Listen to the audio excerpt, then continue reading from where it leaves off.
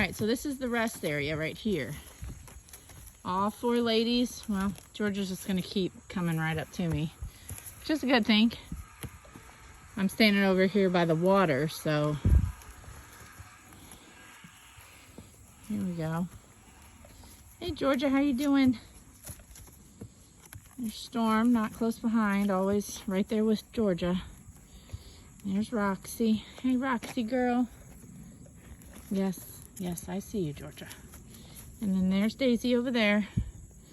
Everyone's resting on this widened out section on the paddock trail, or paddock paradise trail. We've got this loop going right now, just as we have this new mare we just introduced yesterday. Wanted to give her plenty of spots to kind of be able to walk off and not get trapped in a certain spot until they worked out where everyone falls in the herd. This is the longest trail that we've had so far. They seem to be doing well.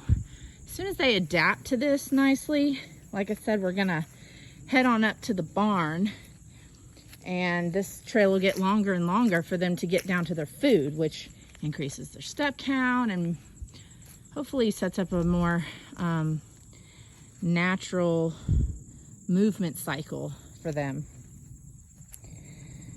One of the main reasons why we were looking at doing this, besides the health of our horses and the more natural living, one of the other reasons why we wanted to do this was the ease of filling water. Instead of hauling water buckets like we're doing right now, the barn's water right now is close enough to the hose, but we can eventually switch over to an automatic waterer that would make it easier for them to always have fresh water. They would always have a secure and comfortable shelter with a windbreak. And then we wouldn't have to worry about, as we're doing this rotational mob grazing, having the shade concern, which feels like a lot of people who are trying to do things within this regenerative ranching, rotational mob grazing. One of the main, not the main issue, but an issue that I do see discussed frequently is, what do we do for shade? How do we get shade? We got this beautiful pasture. And they've been out here since this morning, and this is not as good of a section as some of our other pasture, but that's all right. I don't mind that for the horses so much. But when you have this beautiful pasture, what happens when you don't have any trees?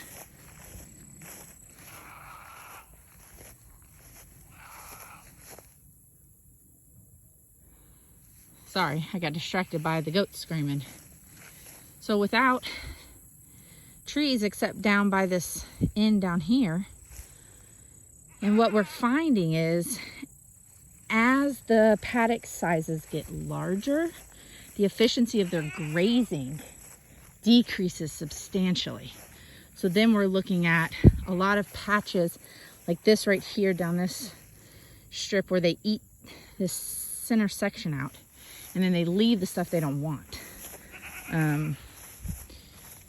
We'd like to get a more even grazing pattern. So we'll see. I don't know if that's an option. Maybe it is. We'll see how this goes. Like I said, this is only round 2, first year. And ideally we want to get about 60 days rest at a minimum.